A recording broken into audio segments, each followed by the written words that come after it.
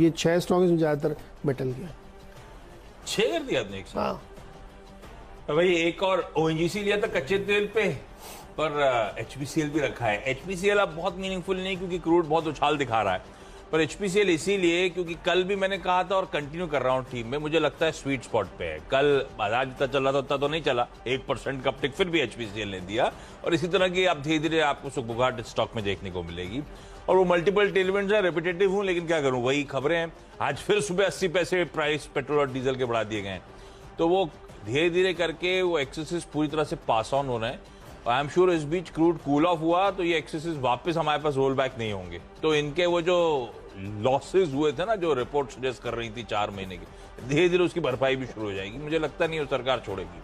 तो एचपीसीएल इसीलिए sweet spot पे, वो डिविडेंड डोलआउट्स वगैरह अपनी जगह, मुझे लगता है एचपीसीएल को रडार पे रखेंगे आज भी। इंडसइंड बैंक और फेडरल बैंक, बैंक्स में असल टेलविंड आ रही, बैंक ज्यादा स्वीटर स्पॉट पे लग रहे हैं इस समय। जब रिलायंस ब्रीदर पे चला गया है थोड़ा सा निफ्टी में, आईटी ब्रीदर पे चले गए, बैंक्स ही हैं जो इस समय वापस फायर कर रहे हैं। तो बैंक्स को तो रखना है रडार पे, बैंक निफ्टी के थ्रू हो या फिर कुछ स्पेसिफिक कॉन्स्टिट्यूएंट्स। मुझे लगता है इंडसइंड बैंक और फेडरल बैंक दोनों को रखना चाहिए, क्योंकि जो क्वार्टरली अपडेट्स आ रहे हैं अब वो दिखा रहे हैं कि इस क्वार्टर के नंबर्स बैंक्स के बुरे नहीं होंगे। वो खैर एचडीएफसी बैंक के रिजल्ट क्वार्टर अपडेट से पता चल ही गया था, पर हमने उस पर बहुत मीनिंगफुली रिएक्ट नहीं करा क्योंकि खबरें बड़ी आ गई थी। इंडसइंड बैंक का Q4 अपडेट कहता है कि लोन ग्रोथ बहुत सॉलिड पिकअप होती हुई, डिपॉजिट्स में 15% का उछाल है। हालांकि डिपॉजिट में उछाल तो आप कह लीजिए पिछले कुछ क्वार्टर्स के लोज पे आ गया है।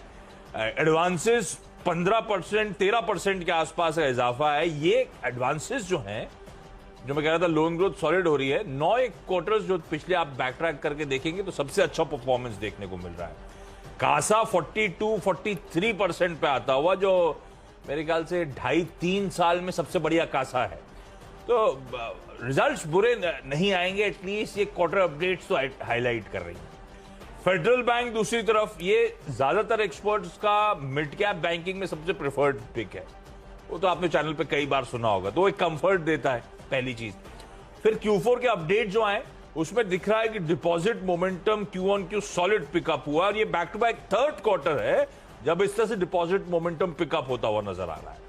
इसका कासा रेशियो 27 तिमाहियां, 4.8 होता है ना, 8 साल में सबसे ऊपर है, 27 क्वार्टर्स का ही इस तरह से मोमेंटम पिकअप हुआ है। डिपॉजिट्स 5.5% का उछाल, एडवांसेस में 9.5% की ग्रोथ, तो नंबर्स अच्छे आने वाले हैं। फेडरल और इंडसइंड बैंक दोनों दिखा रहे हैं, हाईलाइट कर रहे हैं।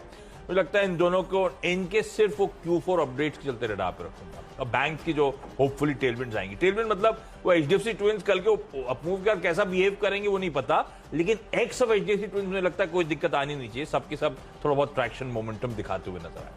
तो ठीक है, ये वो 6 स्टॉक्स हो गए जो आप रखना है रडार पे। अच्छा, बिजनेस अपडेट अच्छा देने से क्या ये अनुमान लगाया जा सकता है